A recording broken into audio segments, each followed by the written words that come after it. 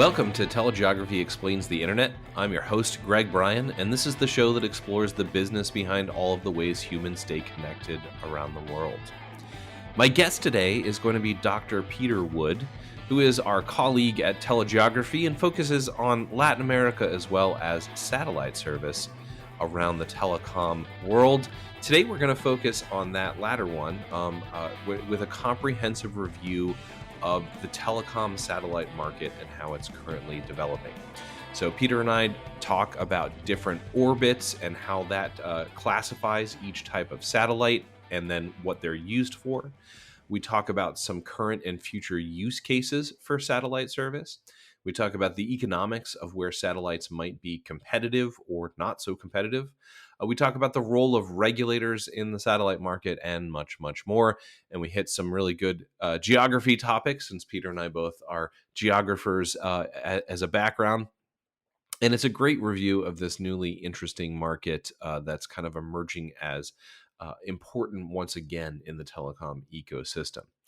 Before we get to my interview with Peter, though, I first want to have on for just a few minutes my colleague Alan Mauldin, who's going to go over a recent blog post that he just published that focuses on current events in Europe and the possibility of intentional disruption of internet service on the continent. So welcome, Alan. Hi, Greg. It's good to be back on the show finally. Yes. Well, today we're just here for a quick intro before we talk to Peter, our colleague, about satellites. But you published a really interesting blog post last week that was reacting to the Nord Stream gas pipeline. So it just was addressing people's thoughts out there about the possibility that saboteurs or some kind of malicious actors could potentially cut Europe off from the internet. So could you just give us a quick rundown of what you talked about in that blog post? Yeah, sure. So I wrote this blog because I kept reading various articles, in the aftermath of the Nord Stream damage about how Europe could be potentially, cut off from the rest of the world. So, I'm in no position to comment on the risk of sabotage to cables, but what I did want to do was to lay out some facts about how Europe connects to the rest of the world and some insight onto, the various submarine cables, the terrestrial paths. And of course, I wanted to frame this with some telegeography data as well. Okay, so the upshot of the blog post is that basically cutting off Europe, which is very well connected to the rest of the world, would be a major undertaking. So in terms of bandwidth, which region is Europe most connected to? Yeah, I think that's a really important point here, is that there are many different subsea cable paths that link Europe to the rest of the world. So in the Atlantic, for example, there are 17 different cables right now that link Europe to the US and Canada. And looking at also which regions connect most heavily to Europe in terms of the bandwidth, it's the Atlantic. Our data shows that about 75% of Europe's bandwidth to other regions goes across the Atlantic. And it's far less to Middle East, tons Asia, of connectivity, and those cables all land in physically separate geographic locations for the most part as well, right? So, yes. Yeah. All right. So the episode that we're queuing up here is really all about satellites with our colleague Peter Wood. And in your opinion, is it possible for satellites to play a role in diminishing the risk of countries getting disconnected by malicious actors or natural disasters? Is there anything they can do to help there?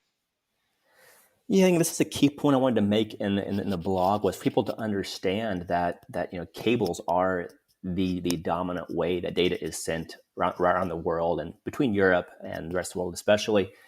And if in this scenario, if Europe were to be cut off from subsea cables, satellites would allow for some level of data to be sent between Europe and the rest of the world, but they would fail dramatically as a complete substitute for cables. So yes, emergency service would keep things going, but if you don't have cables, there's hundreds and hundreds of terabits being sent that would not be able to be sent via satellites. So we might be able to keep some lights on, but it would be far from business as usual, basically.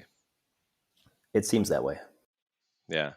Excellent. All right. Well, that's a great way to queue us up. First, everybody can go to blog.telegeography.com to check that out, or they should be following you on LinkedIn, where we're posting that sort of thing as well. And now on to my interview with Peter Wood. Thanks, Greg. Thanks, Alan.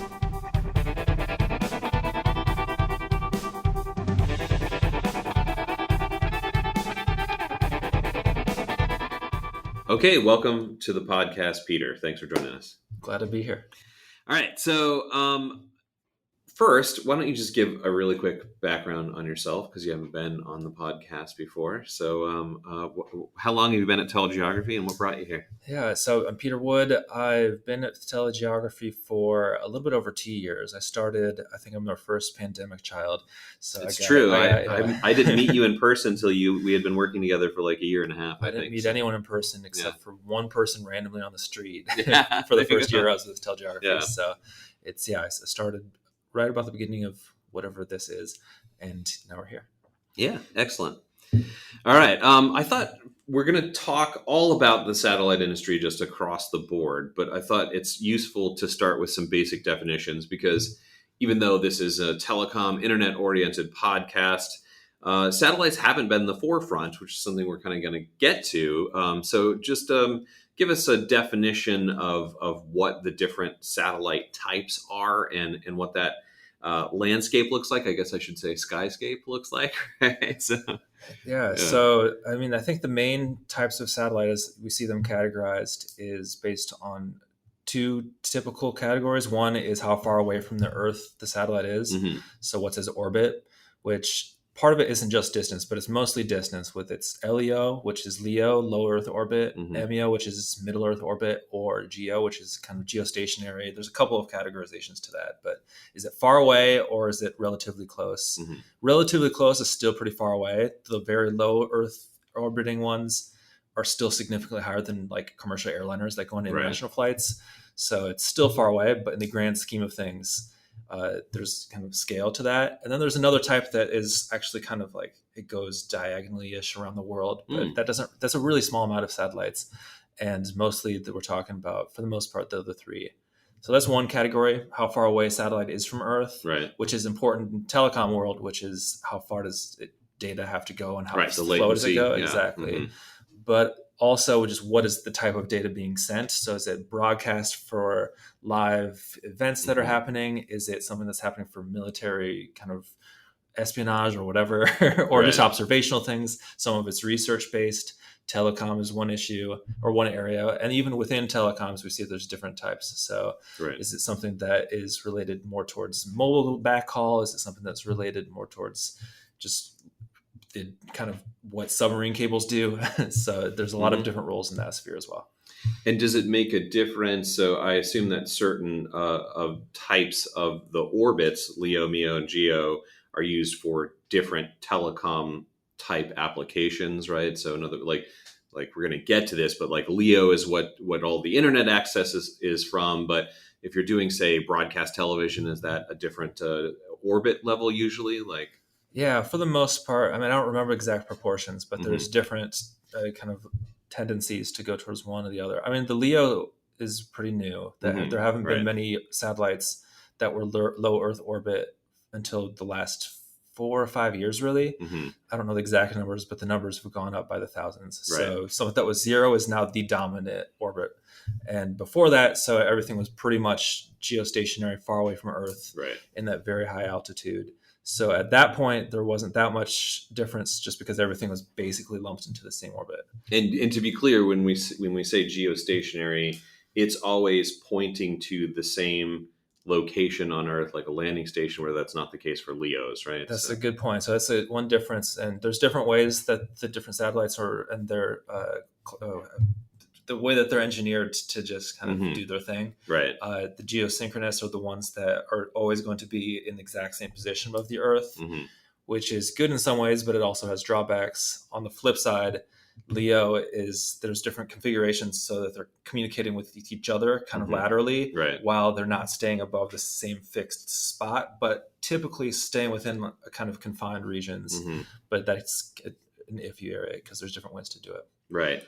So the reason that we're here on TeleGeography Explains the Internet talking about satellites is a funny one in a way, because for many, many years I've been in this business for a long time, and we've had to explain to people, the layperson, even sometimes someone who's not even a layperson in some respects, that satellites don't do very much in global telecoms, right? So for a long time, it has been our task to explain, when you're at cocktail parties explaining what you do, that, oh no, your mobile call or your internet is actually mostly traveling across wires, including wires that are laid on the floor of the oceans connecting the continents and all that.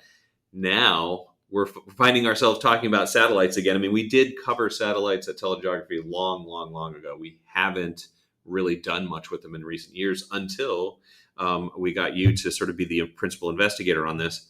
Why did we do that?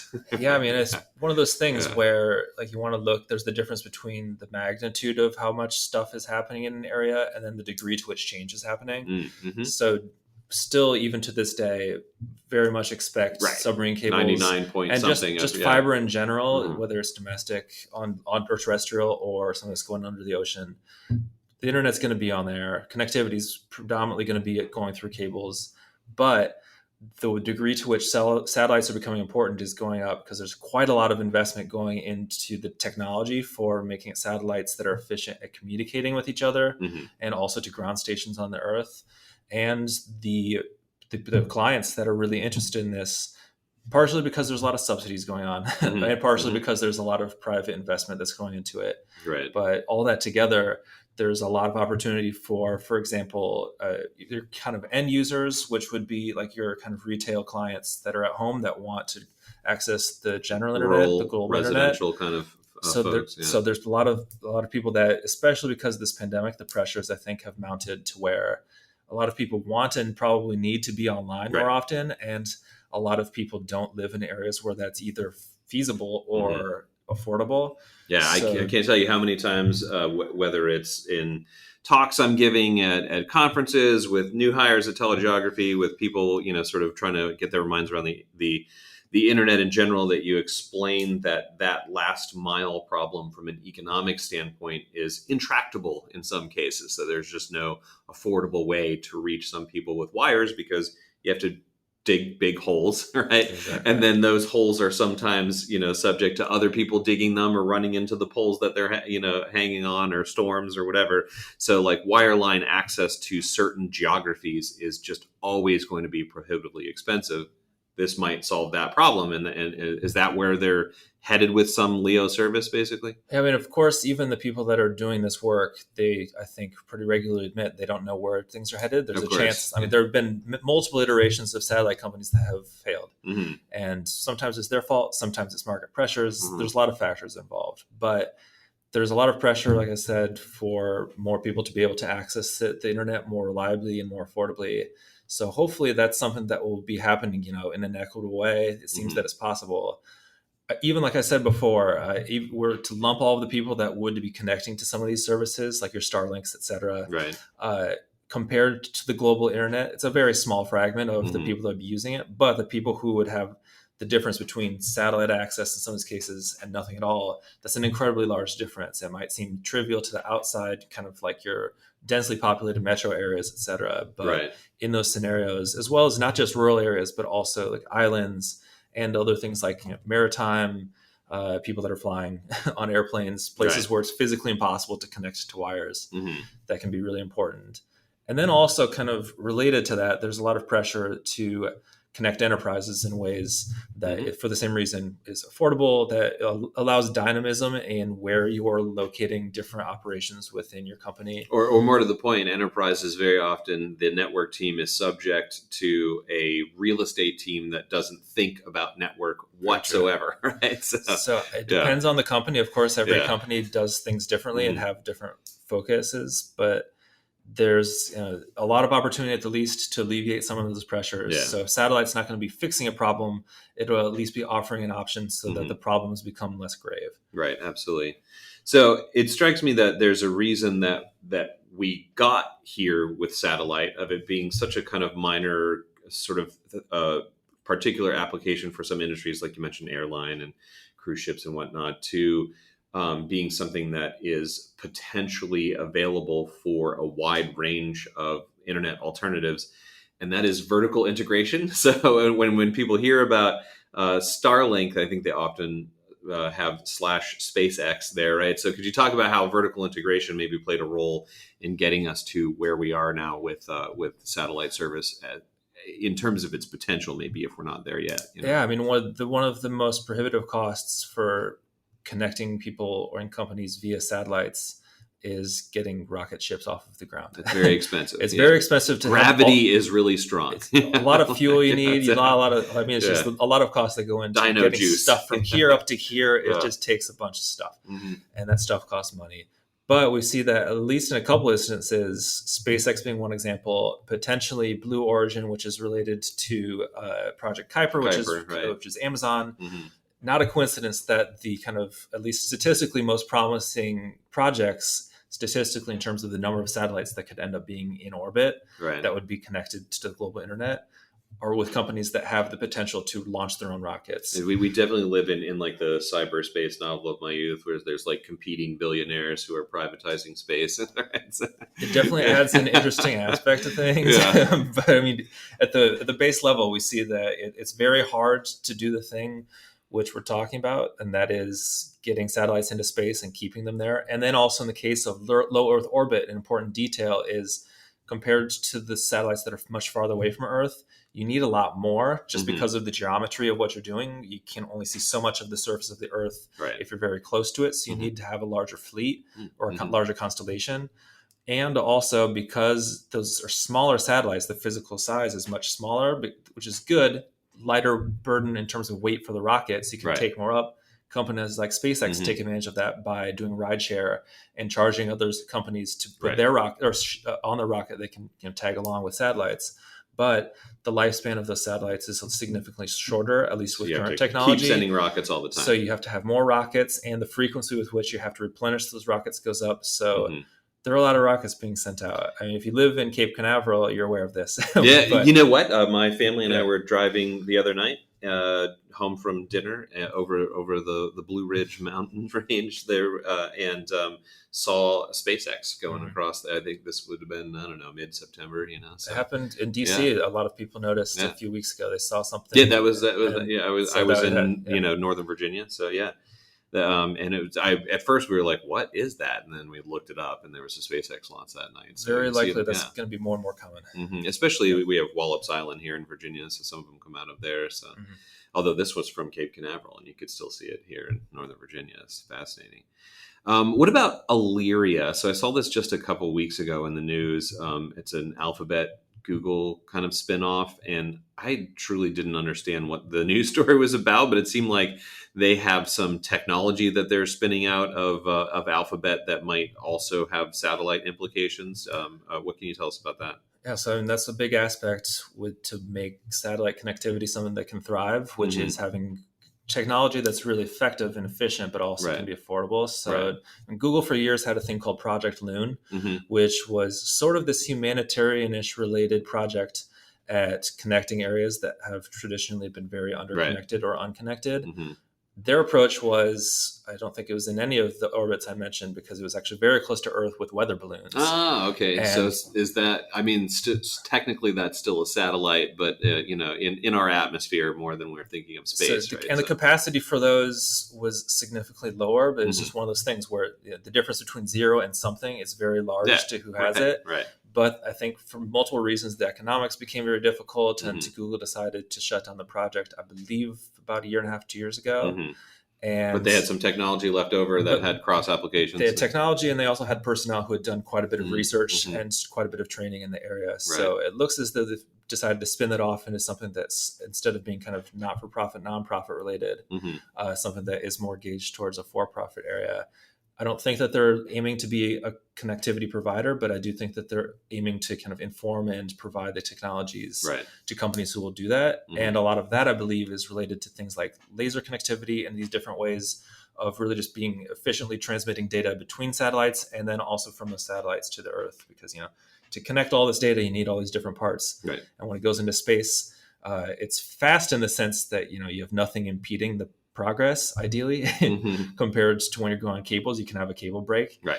But you also, the speed of light is a factor you need to take into consideration. So I think and the weather, with that, right? So and also weather on Earth can break submarine cables, hurricanes, and whatnot, but it can also impede the lasers from getting. Yeah, so. That's a really important point, which is I think kind of what their focus is, that they've purportedly found ways to go through clouds, right? Which has often been the hardest thing, which is the scatter from the beams that you're projecting. When there's storms, they're hard to predict where they'll be, and you can't really do much about it. Right. So, although I've also heard tell on the ground, some of the receiving stations for like Starlink, for example, if they get covered in snow, then they're not usable, and so they put heaters in them, but then cats and other animals find them. Right? It makes for very adorable photos. The telecom side of things, it creates some very unique challenges, but I think that open a trouble ticket for a Nest on my satellite receiver. Right? So, you just got to put little receivers on their collars, and they can be part of the system as well. Yeah. So before we move on to our next topic, there's one thing I want to circle back on that you brought up, that these satellites are smaller. So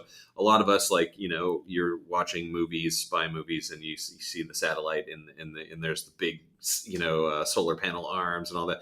When you say these LEOs for the likes of Kuiper or Starlink are smaller, how small are we talking?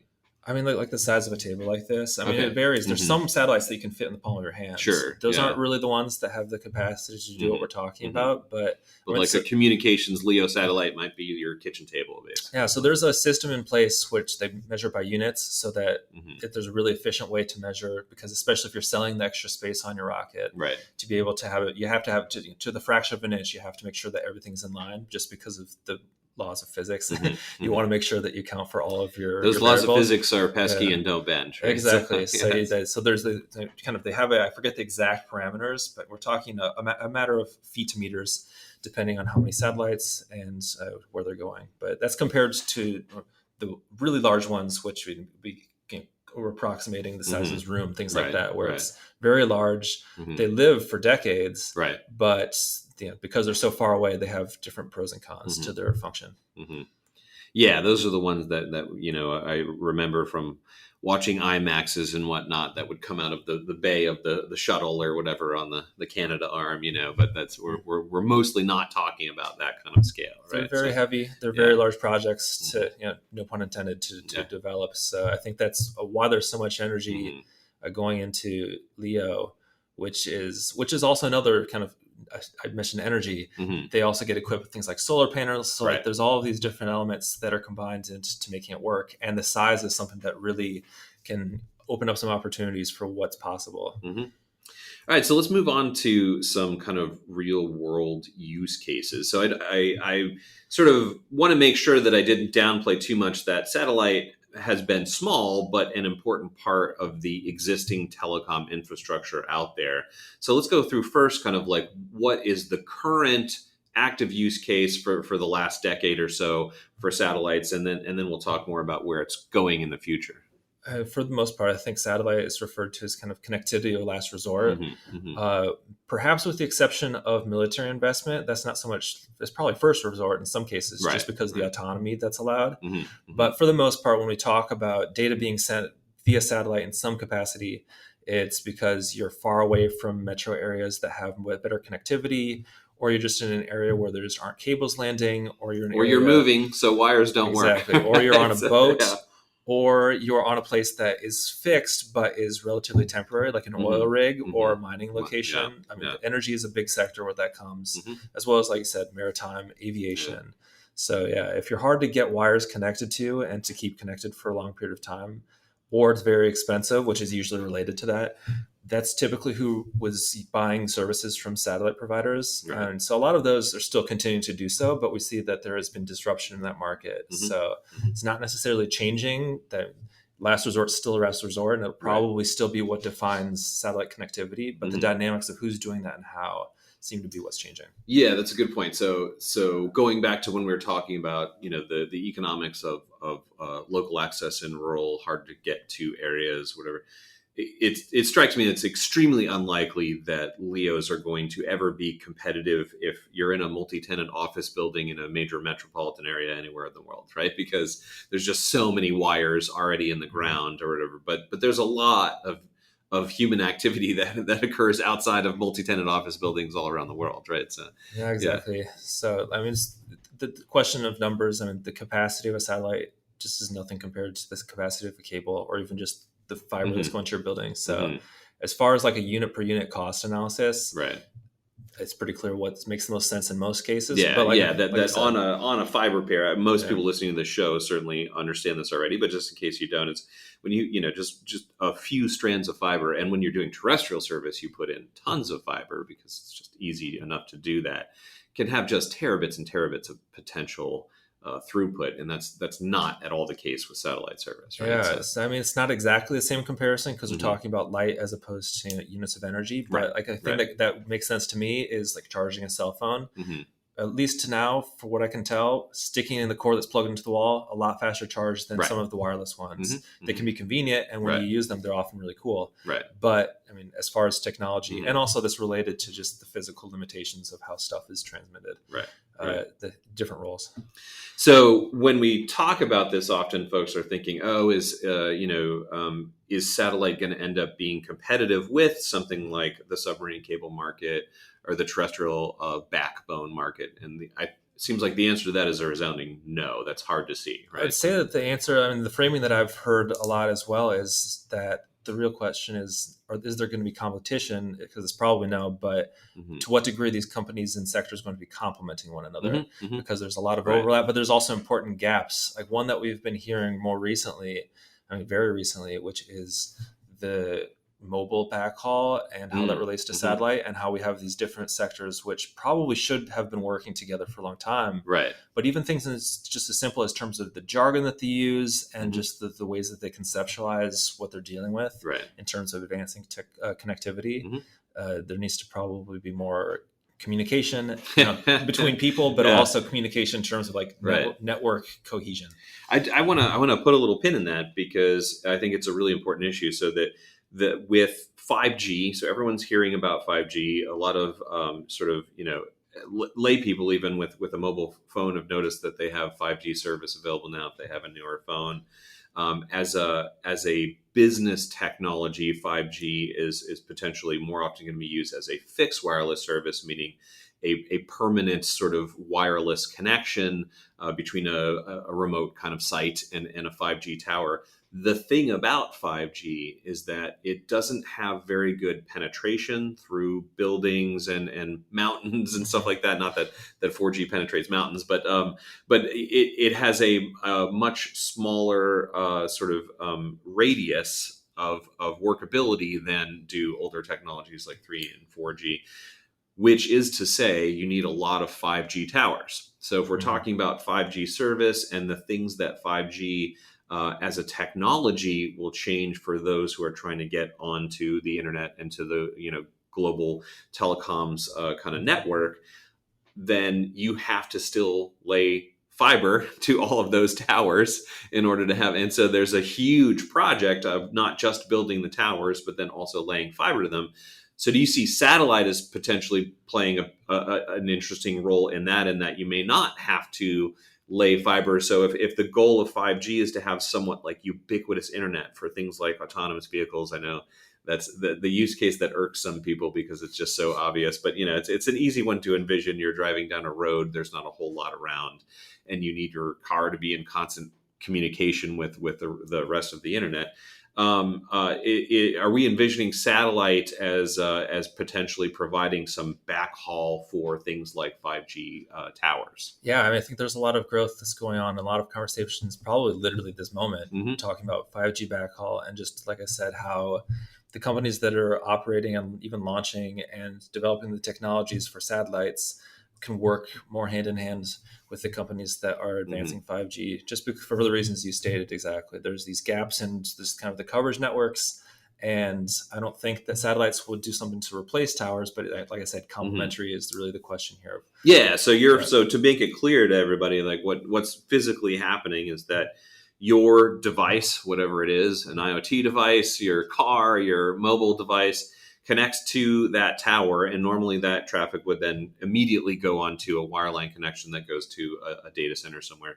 But this could play a role where we don't need to have laid wire to all of those towers, and they then get to a LEO landing station that connects you to the data center, or the landing stations I presume are on top of data centers all the time, right? So yeah, and I think it's interesting too. I mean, a lot of it comes down to where there's just a lot of need for engineers to do very good work. Because if we're having a system where presumably you have satellites that are sometimes giving you access to the global internet, or you have or whatever connectivity you need, and switching off between wherever you are. If you're driving a car, you're going through different places, and what's connecting you will change frequently. So you need those machines to talk to each other. Right.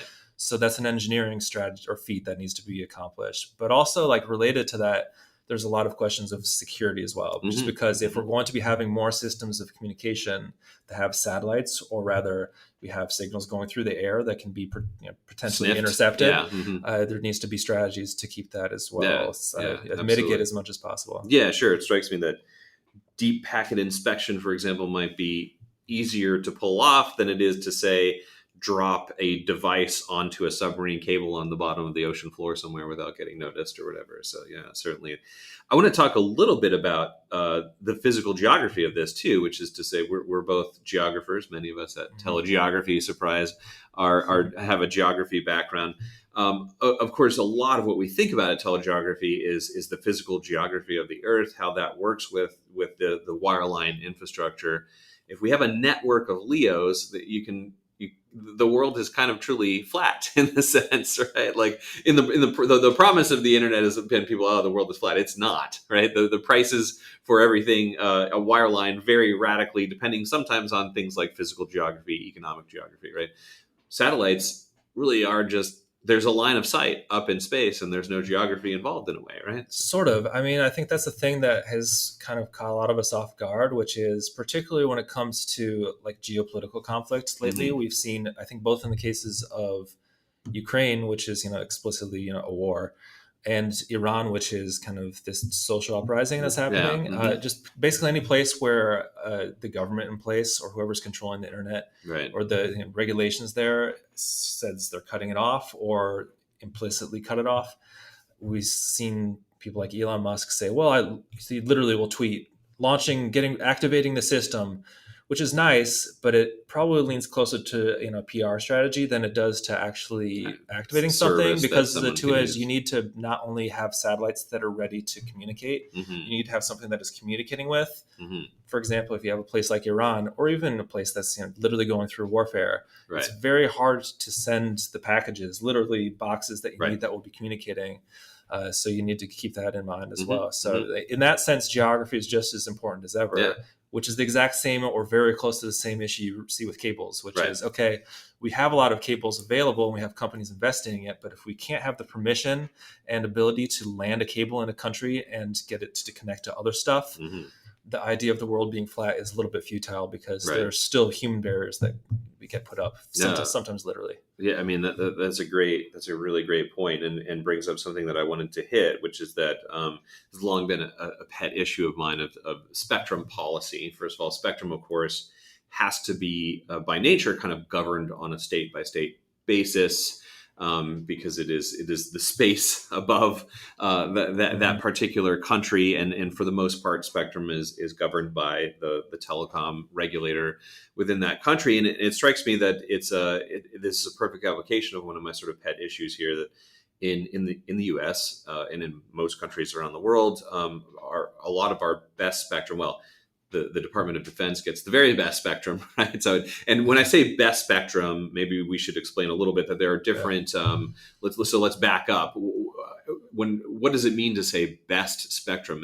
There's quality of spectrum? What does that mean? I mean, I guess it depends what you're looking to do as well. So, on like this, we were to just kind of show here the spectrum of all of the information you can send and the ways that beams of light and sound are sent. I mean, there's different areas where it's just good real estate. I think there's oceanfront or downtown condo spectrum, and there's sort of sticks or wrong side of the track spectrum. It's where you don't have the issue, kind of like with packets, like you don't want to have too much traffic, so you want it so there's something that it's good, just like the physical limitations of what you're sending can go quickly, efficiently, but also it's not going to run into other stuff and be hard to interpret on the receiving end. So, but that's a really good point, which is that countries deal with that, which I think is where there's a huge area and probably need for just international standards to be something that is more and more. I definitely look forward to talking to more regulators about that issue specifically. So it's another way of saying that certainly the satellites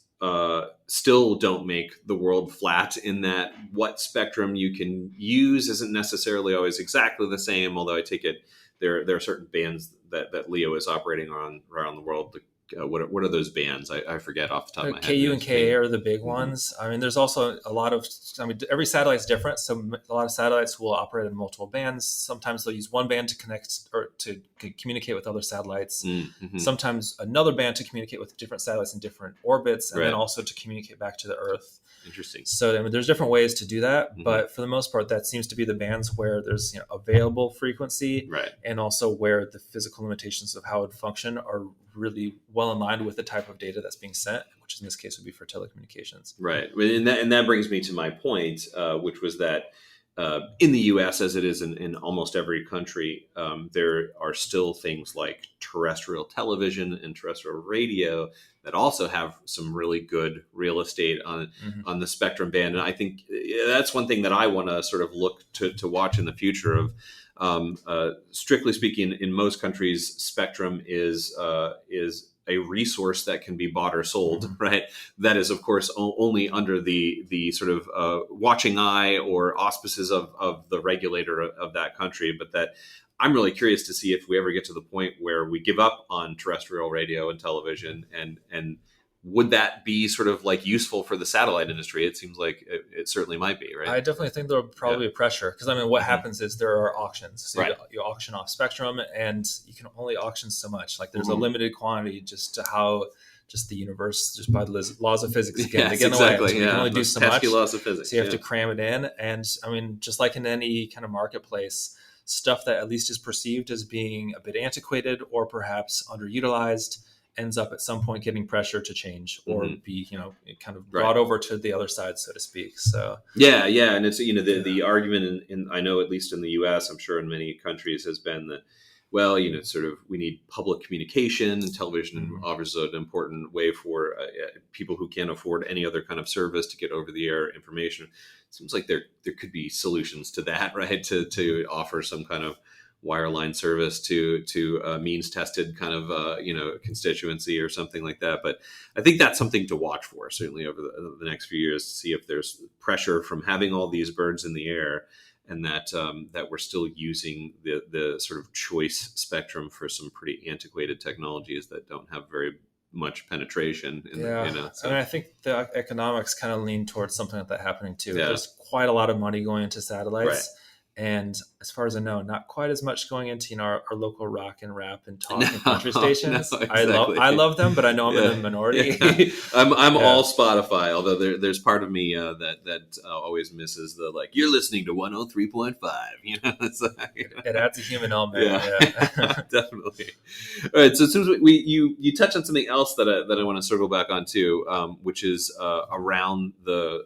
We were talking about the broad economics, but what about the sort of very specific pricing situation? So in the telecom world, we're used to kind of you get a specified amount of bandwidth. I get gigi, 1,000 megs, for X number of dollars per month as a monthly recurring charge, and that sort of thing.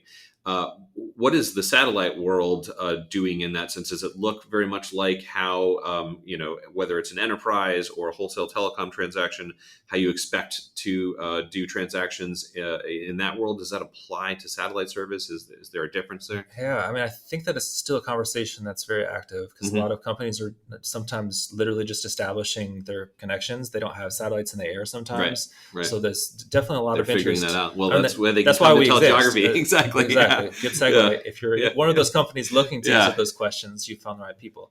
But I think that there's a lot of, you still try to replicate what has functioned as much as you can to the degree to which it applies to your satellite company, which for the kind of retail side, which I think gets the most attention in this space for now because it's public information, your Starlinks, but also OneWebs, all these other companies that, especially Starlink, and then like your Hugheses and all those companies that are selling to your end user retail. We see something, I think that Starlink started off saying that they're going to have very good quality of service for a very low price compared to what was already available, which is something like, depending on the area, like $99 a month, plus the installation fee. So in that sense, it's very comparable to kind of the wholesale telecommunications side on cables, which is you have your upfront cost for your infrastructure.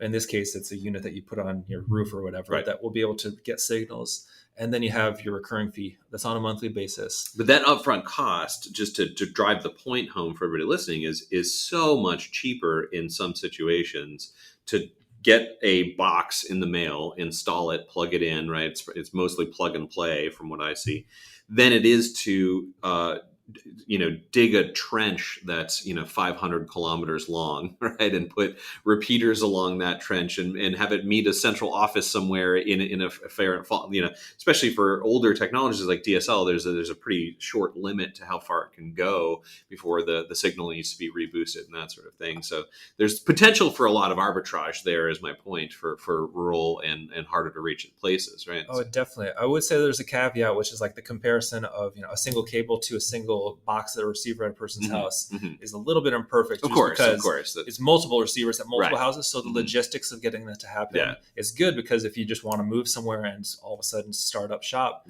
you have that kind of freedom to do so, compared to if you need to establish fiber connectivity. But you aggregate that cost, and for a community, say you have 1,000 households and each one wants a box.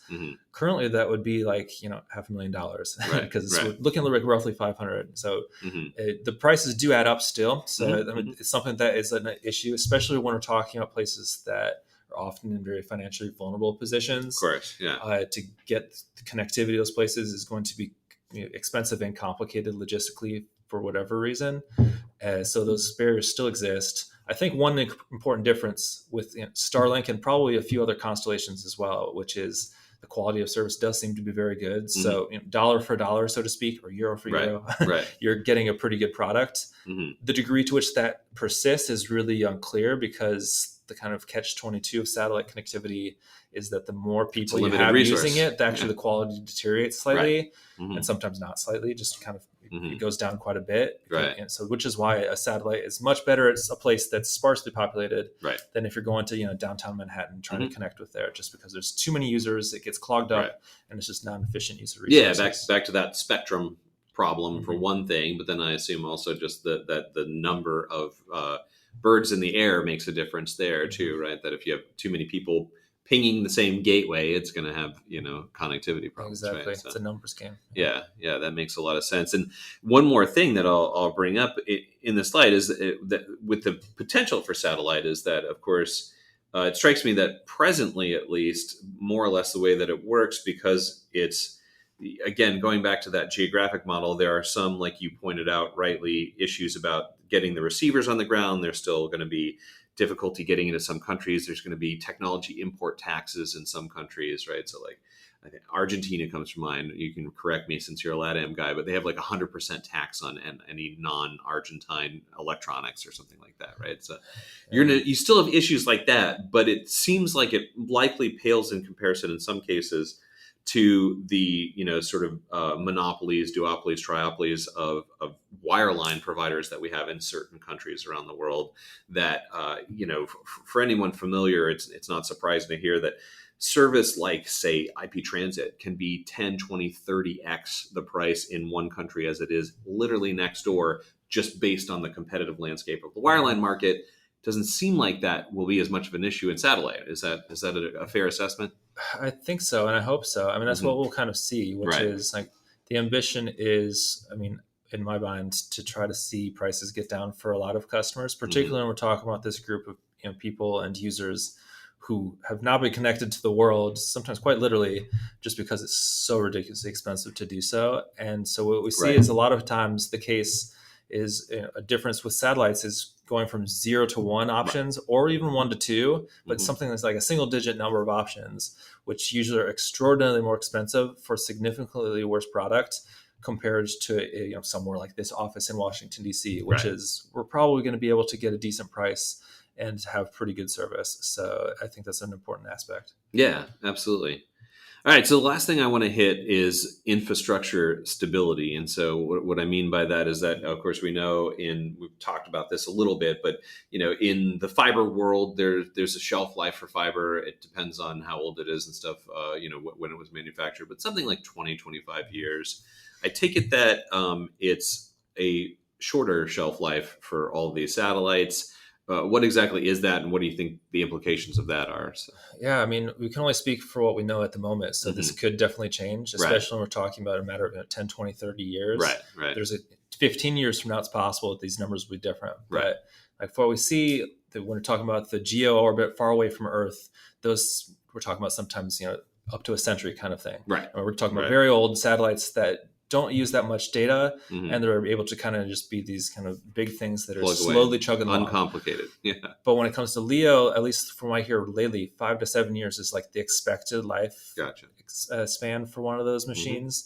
Of course, that can change, and there's a lot of incentive to try to make it so they can last longer for a number of reasons, especially because, you have to consider when it's done, gravity, what happens to it. So is it going to burn up? And that's like brings in some of these regulatory questions as well as space debris. How do we manage that? But while it's active, about 5 to 7 years is, I think, the typical cycle that we can expect. And that, becomes a part of that whole system of, well, how often do you have to do rocket launches? How much is that going to cost? Factor the number of satellites by the number of constellations, et cetera, et cetera. And that becomes very expensive very quickly. So I think that's a problem that needs to be resolved at some point. I just saw a couple weeks ago, again, maybe a few days ago even, all this all runs together, that the FCC just promulgated a new rule about LEO orbit time, right? Did you see that story? You know what I'm talking about? Yeah, I did. I mean, it was an interesting question because we do often, like I said, think about satellites when they're active, but it's at some point not going to be functional anymore. And it's a piece of matter which can potentially run into other satellites, or worse, or crash block into Earth. astronomers' view of the heavens, or block other satellites' functionality. So I mean, there's a lot of, I think, tension with NASA and the research community specifically for that, which is the kind of the conflict between your research aspect of things and then your proprietary aspect, which is you'll see some companies will be very tight-lipped with the coordinates of their satellites, which is difficult if you're trying to do deep space observations, because you need to be able to know what's going to be where, and is that a new star, or is that just a satellite that was changing orbit or changing location. So having those communications is important, but it seems to be a work in progress to figure out how that can be done, both between researchers and companies, but also between different companies.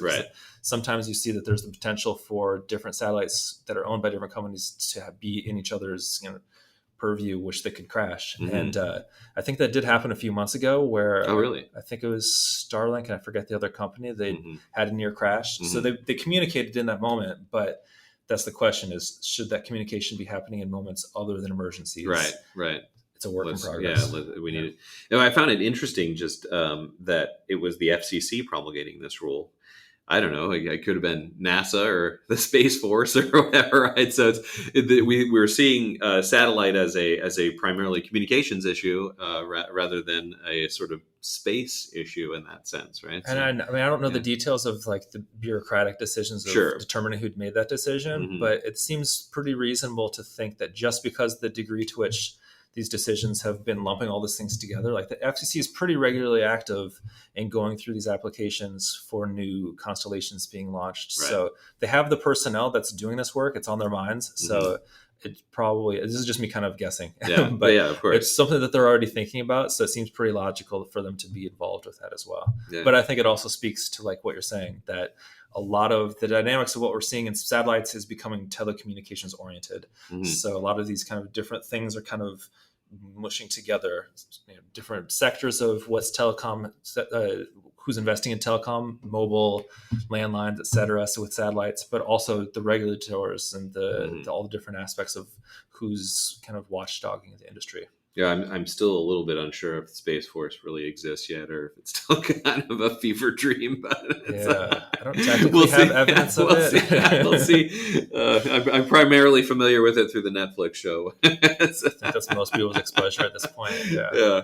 Excellent. All right. Well, there's, I think, so much going on in this space that I think we're going to have to hit this again. For anybody listening, Peter, how could they keep up with what you're doing, writing, thinking about this? Yeah, I mean, it depends. I mean, there's a lot of work that's being published. We use our blog to publish quite a bit of work on this. Blog.telegeography.com. Blog.telegeography.com. Yeah.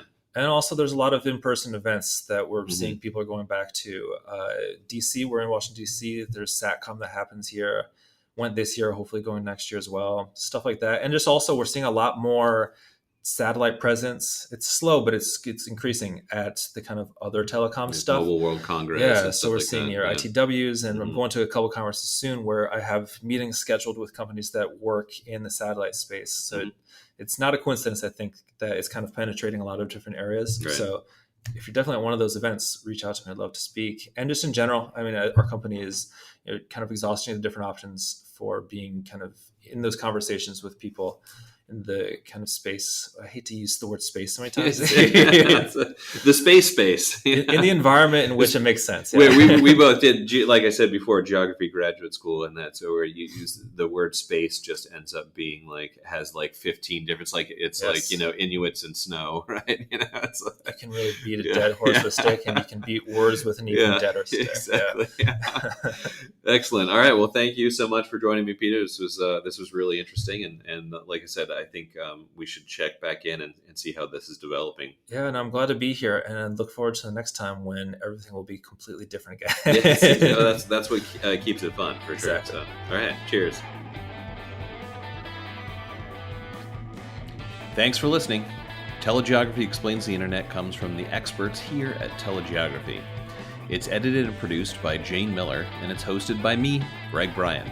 And I also wrote that theme song you're listening to right now. To learn more about our data, jump over to telegeography.com, and we'll see you on the internet.